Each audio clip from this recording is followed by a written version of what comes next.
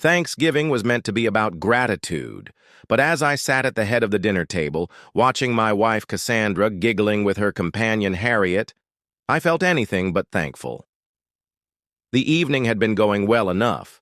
Our house was filled with the warm aroma of roasted turkey and cinnamon-spiced apple pie. The clinking of glasses and the hum of conversation among family and friends filled the air. The dining table was set with a golden autumn centerpiece, candles shimmering in the dim light, giving the perfect ambiance for a pleasant family gathering.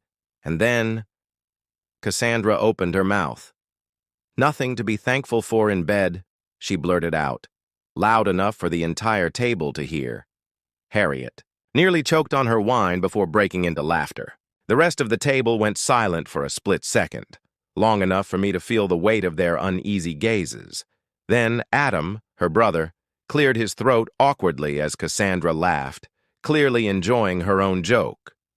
I laid my drink down, carefully, catching her eyes.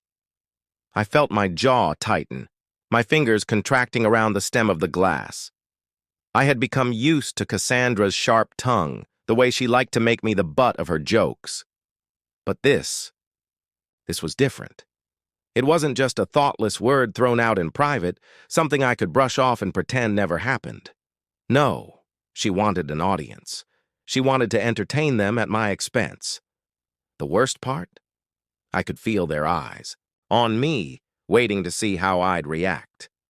I breathed slowly, plastering a smirk onto my face, the type that didn't quite reach my eyes.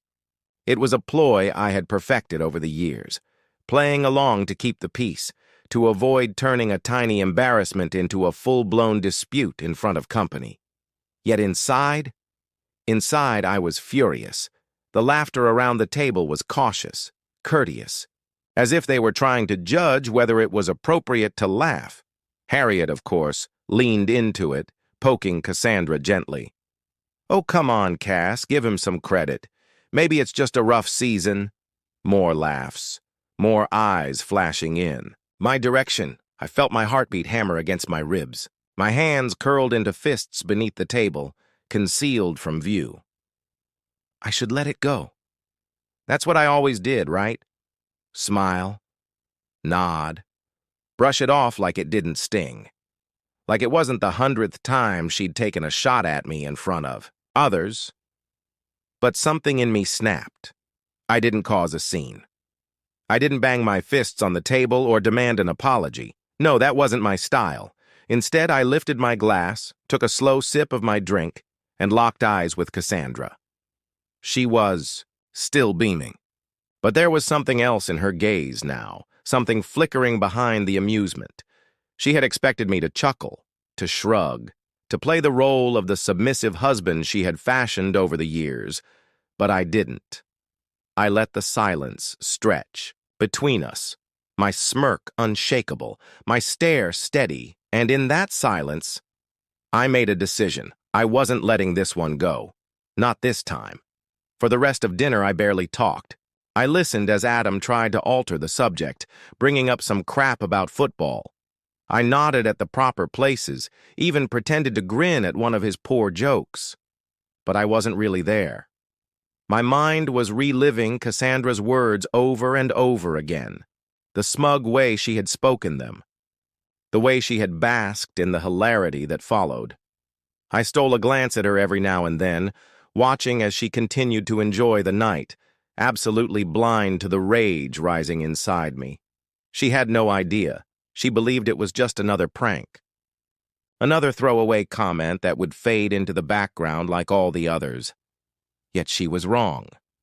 As dessert was served, I barely touched my meal. Harriet kept cracking jokes.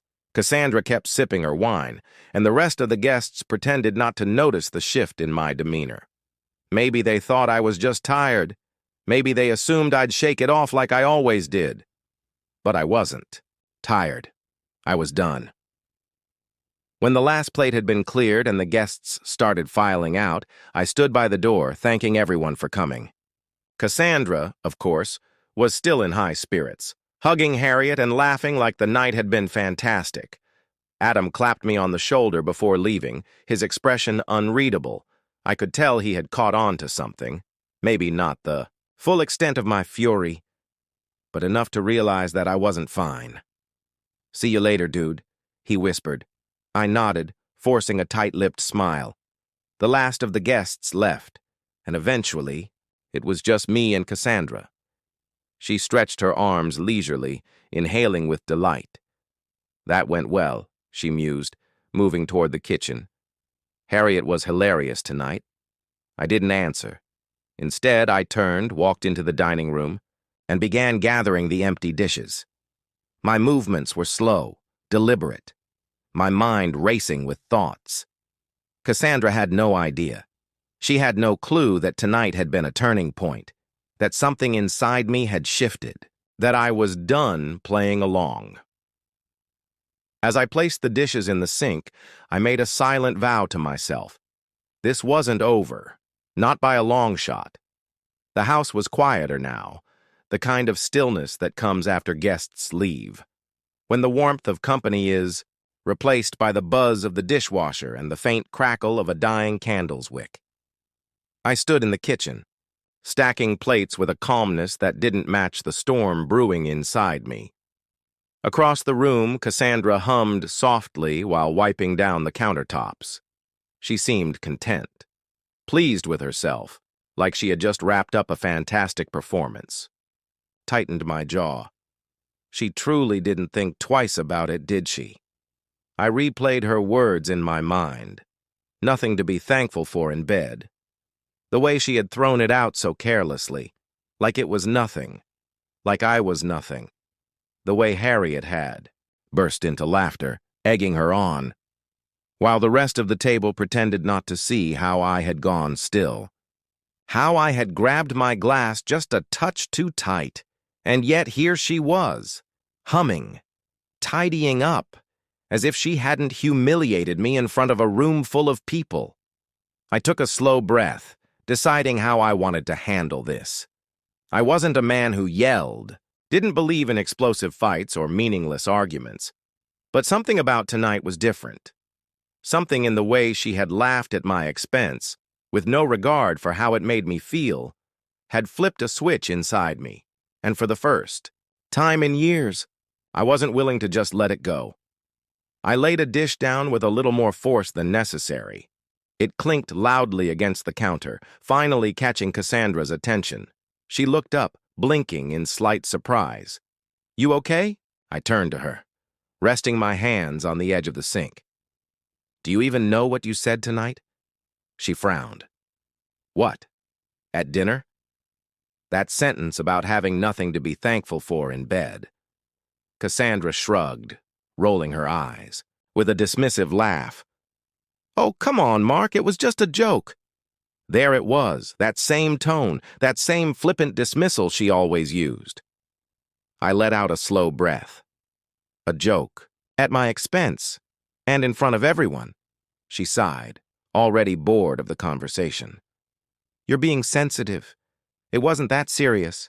I studied her, the way she disregarded it so casually. And in that moment, I knew. I wasn't angry. I was done.